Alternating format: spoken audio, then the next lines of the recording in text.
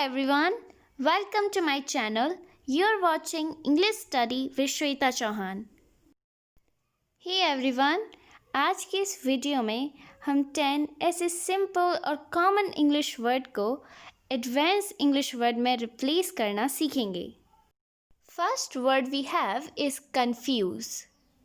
Confuse का अर्थ होता है पूरी तरह से उलझन में या फिर भ्रमित. लेकिन आप इस वर्ड को रिप्लेस कर सकते हैं बैफल से, जिसका भी मतलब होता है उलझन में या फिर भ्रमित. अब इन दोनों शब्दों को देखते हैं एग्जाम्पल में यूज़ करके. जैसे one of the exam question baffled me completely, यानी परीक्षा के सवालों में से एक सवाल ने मुझे पूरी तरह से उलझा दिया. मतलब अब उस क्वेश्चन में कंफ्यूज हो गए, बैफल हो गए. या फिर the general was trying to confuse the enemy. General दुश्मन को भ्रमित करने की कोशिश कर रहा था, यानी जो एनिमी था उसको कंफ्यूज करने की कोशिश कर रहा था, उसे उलझन में डालने की कोशिश कर रहा था.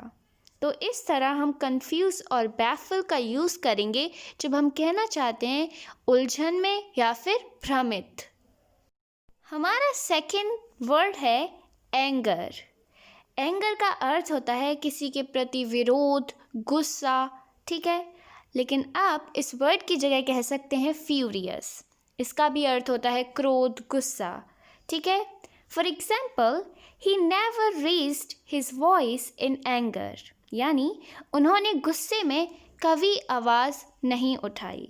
मतलब जब वो क्रोधित होते थे, जब वो एंग्री होते थे, तो वो कभी आवाज़ नहीं उठाते थे, ठीक है. Second example, now she is furious with me. अब वह मुझसे गुस्सा है, यानी वह मुझसे एंग्री है, क्रोधित है, ठीक है. तो इस तरह आप एंगर और फ्यूरियस का यूज़ कर सकते हैं जब आप कहना चाहते हो गुस्सा, क्रोधित या फिर किसी के प्रति विरोध. अगर हम कभी कहना चाहते हैं कि कोई चीज़ खतरनाक है या फिर खतरे से युक्त है, तो उसके लिए हम डेंजरस का प्रयोग करते हैं, राइट. लेकिन आप डेंजरस को रिप्लेस कर सकते हैं पेरिलस से, जिसका अर्थ होता है रिस्की, खतरनाक, खतरे से युक्त. Okay. For example, the cobra is really a dangerous snake. Cobra वाकई एक खतरनाक सांप है, ठीक है. डेंजरस है, उसके पास जाना खतरे से युक्त होता है. Next example, since the journey is perilous be sure to bring a first aid kit. चूँकि यात्रा खतरनाक है, खतरों से भरी हुई है, रिस्की है, राइट, पेरिलस है, इसीलिए प्राथमिक चिकित्सा किट लाना सुनिश्चित करें, ठीक है. तो हम खतरनाक के लिए दो शब्दों का प्रयोग अब कर सकते हैं, डेंजरस या फिर perilous. Next word, destroy. Destroy का अर्थ होता है नष्ट करना, तबाह करना. किसी चीज़ को पूरी तरह से तबाह कर देना, उसे हम डिस्ट्रॉय कहते हैं. लेकिन आप डिस्ट्रॉय की जगह डिमोलिश भी कह सकते हैं, क्योंकि डिमोलिश का अर्थ होता है वही नष्ट करना या फिर तबाह करना. For example, his car was completely destroyed in the accident. हादसे में उनकी कार पूरी तरह से डिस्ट्रॉय हो गई, नष्ट हो गई या तबाह हो गई थी. Okay. His car was completely destroyed in the accident. अब देखते हैं next example. He was furious by plans to demolish the old building. अभी हमने फ्यूरियस का अर्थ देखा था, गुस्सा, राइट. वह पुरानी इमारत को तबाह करने की योजनाओं से गुस्से में था. Okay. Demolish the old building. यहाँ पर डिमोलिश द ओल्ड बिल्डिंग का मतलब है पुरानी इमारत को तबाह करना, पुरानी इमारत को नष्ट कर देना, डिस्ट्रॉय कर देना. Okay. He was furious by plans to demolish the old building. हमारा नेक्स्ट वर्ड है indispensable. वेल, indispensable का अर्थ होता है अनिवार्य, परम आवश्यक, जो बहुत ज़्यादा इम्पॉर्टेंट है, ठीक है, नेसेसिटी है, उसे हम इंडिस्पेंसिबल कहते हैं। लेकिन हम इंडिस्पेंसिबल की जगह वाइटल को भी यूज़ कर सकते हैं। इसका भी अर्थ होता है अनिवार्य। अब इन दोनों शब्दों का प्रयोग देखते हैं हम एग्जाम्पल में। Computer is indispensable to modern life. Computer आधुनिक जीवन के लिए परम आवश्यक है। कंप्यूटर इज़ इंडिस्पेंसिबल, मतलब जो कंप्यूटर है वह बहुत ज़्यादा इम्पॉर्टेंट हो चुका है मॉडर्न लाइफ के लिए। Okay, next example, these matters are vital to national defence. ये मामले राष्ट्रीय रक्षा के लिए महत्वपूर्ण हैं। यानी जो मैटर्स हैं वो नेशनल डिफेंस के लिए वाइटल हैं, बहुत ज़्यादा इम्पॉर्टेंट हैं, अनिवार्य हैं। तो इस तरह हम यूज़ कर सकते हैं इम्पॉर्टेंट की जगह वाइटल या फिर इंडिस्पेंसिबल को, जिन दोनों का ही मतलब होता है अनिवार्य, महत्वपूर्ण या फिर परम आवश्यक। हमारा नेक्स्ट वर्ड है ट्रस्टवर्थी। हम ट्रस्टवर्थी का प्रयोग करते हैं जब हम कहना चाहते हैं कि कोई भरोसेमंद है, विश्वसनीय है, वफादार है, जिस पर आसानी से हम भरोसा कर सकते हैं, ट्रस्ट कर सकते हैं, उनके लिए हम ट्रस्टवर्थी का यूज़ करते हैं। लेकिन अब ट्रस्टवर्थी की जगह एक शब्द का और प्रयोग कर सकते हैं और वो शब्द है स्टेडफास्ट। ओके, स्टेडफास्ट, इसका भी अर्थ होता है वफादार, जो भरोसेमंद हो, ओके, जो लॉयल रहता है अपनी ड्यूटी के प्रति। तो अब इन दोनों शब्दों को हम एग्जाम्पल में यूज़ करते हैं। This system is trustworthy and safe in working.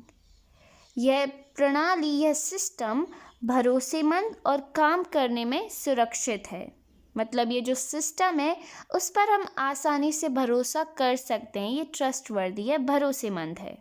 Okay, हमारा नेक्स्ट एग्जाम्पल है I have only steadfast friends.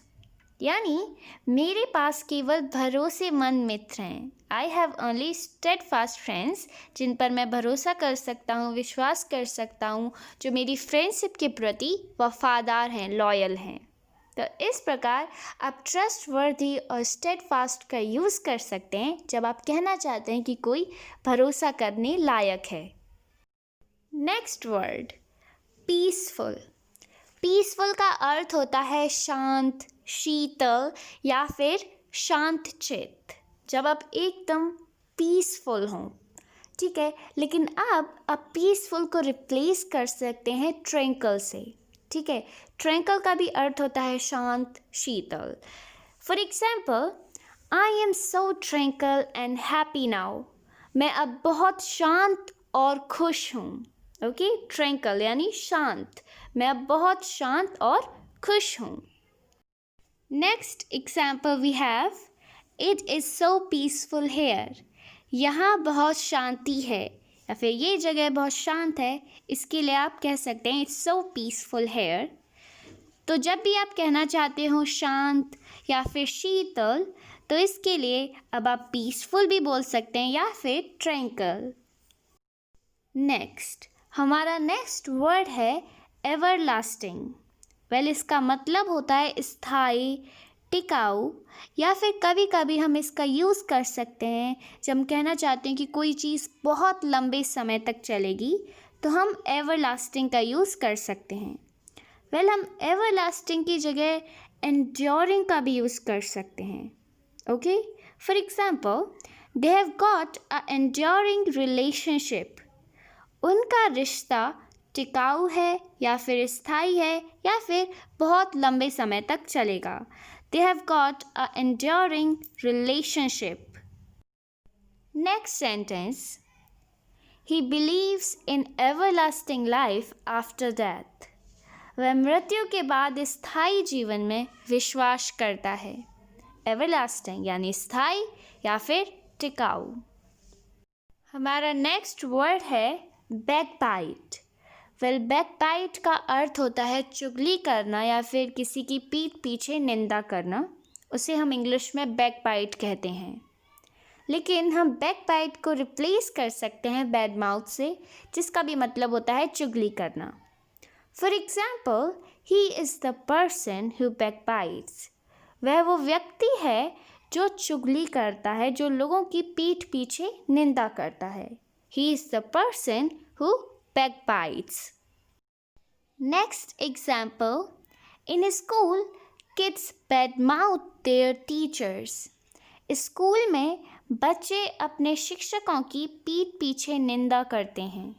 Again, bad mouth यानी चुगली करते हैं, निंदा करते हैं पीठ पीछे। सो इस तरह आप चुगली करना को इंग्लिश में कह सकते हैं बैकबाइट या फिर बैड माउथ। जब भी कोई जल्दी से चिड़चिड़ा हो जाता है या झगड़ा करने लगता है, इरिटेट हो जाता है, तो हम उसे इंग्लिश में कहते हैं इरिटेबल। ओके, इरिटेबल, जिसका अर्थ होता है चिड़चिड़ा, तुक मिजाज या फिर झगड़ालू। लेकिन हम इरिटेबल को रिप्लेस कर सकते हैं वर्ड पीविश से, जिसका भी अर्थ होता है चिड़चिड़ा। For example, she was irritable when she was unhappy. दुखी होने पर वह चिड़चिड़ी हो गई। ओके, वो जल्दी से इरिटेट हो जाती है दुखी होने पर, या फिर झगड़ालू बन जाती है। She was irritable when she was unhappy. Or, he interrupted me in a peevish tone. उसने मुझे एक चिड़चिड़े स्वर में बाधित किया। मुझे एक पीविश टोन में यानी एक झगड़ालू टोन में या चिड़चिड़े टोन में इंटरप्ट किया। तो इस तरह आप चिड़चिड़े के लिए यूज़ कर सकते हैं इरिटेबल या फिर पीविश। Well, this is the end of the video. If you liked, then hit the like button and subscribe my channel for more informative and interesting video like this.